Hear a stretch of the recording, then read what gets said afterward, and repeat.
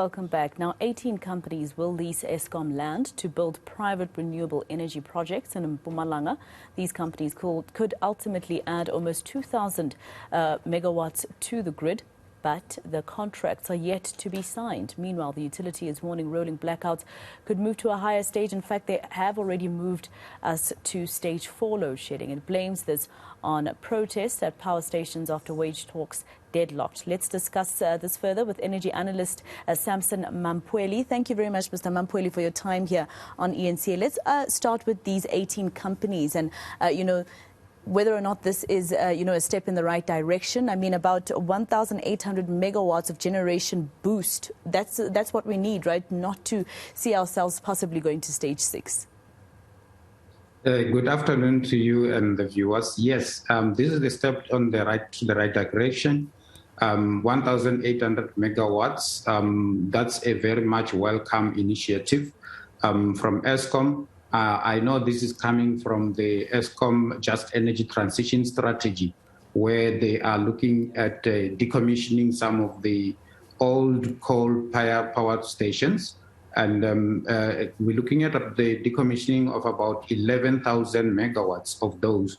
And according to the integrated resource plan, we're supposed to have decommissioned those by 2030. I don't think we will meet that deadline, but the announcement of the preferred bidders for leasing of about 4,000 hectares of land from some of these old coal power stations that will be decommissioned is the right step towards the right direction. I just have to caution, though, that we are not going to have 1,800 megawatts coming online soon. We're looking at about 18 to 24 months before we can see the electricity from there. I was actually coming to that because although some of the land that Eskom is saying it's going to make available to these 18 companies is close to transmission lines, it also ensures accessibility then to the grid so that things can get underway. But you're saying 18 to 24 months only. Yes, yes, that's true. We have grid capacity in the Mpumalanga area because that's where most of our power stations are. And in provinces such as the Eastern Cape and the Northern Cape, where we've got the most resource, we've quickly ran out of grid capacity. But yes, those companies still need to go through environmental impact assessment, for instance. That could take anything between 6 months and 18 months a process.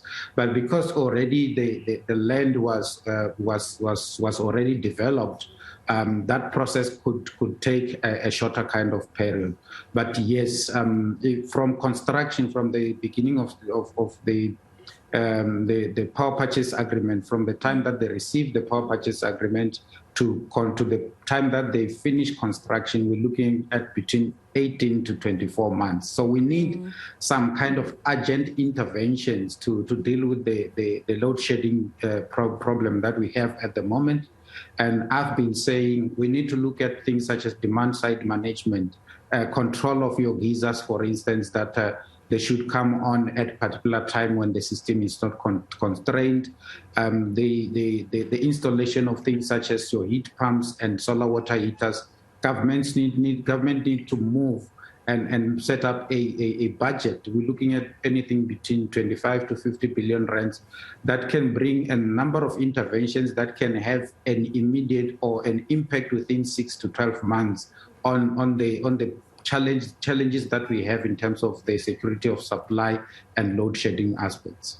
Now, you say about 6 to 12 months only for the clearance that these companies are supposed to get.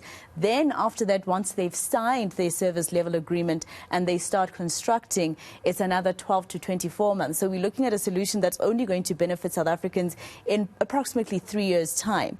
Wouldn't it probably help fast track it if government got rid of some red tape, maybe? Yeah, most of government has done quite a lot in terms of getting rid of red tapes, and we have to commend them for that. For instance, you don't need a generation license if you want to generate electricity up to 100 megawatts, and that's a process that was one of the red tapes. You don't even need a power purchase agreement now. We've got I think about 2 projects that have been registered so far, up to 200 megawatts. That were following that particular process, and it took them about 72 days from the time that they notified NERSA to the time that they were given a go-ahead to produce electricity. So in terms of the red tapes, yes, government has done quite a lot. I don't think even Eskom has streamlined some of the processes, like the process for wheeling of the electricity through their transmission lines, and the process for offsetting some of the electricity if you're generating your own electricity at commercial setups and things like that. So there's quite a lot that has happened in the space, most of which we will start to see the fruits of in the next 24 to 36 months. And this additional capacity, once it does, happen in those 3 years that you're talking about, is there anything that the taxpayer will have to fork out? In most cases, so the 1,800 megawatts, for instance, that is the power that the independent power producers will have the agreements with the power purchase agreements with commercial and industrial setups such as mines and shopping malls and things like that. They will only use the Eskom land for their project, and then they will pay some lease fees to Eskom. Basically, they will use Eskom infrastructure and pay for it. So they will pay for lease, they will pay for transmission of the electricity per kilowatt hours.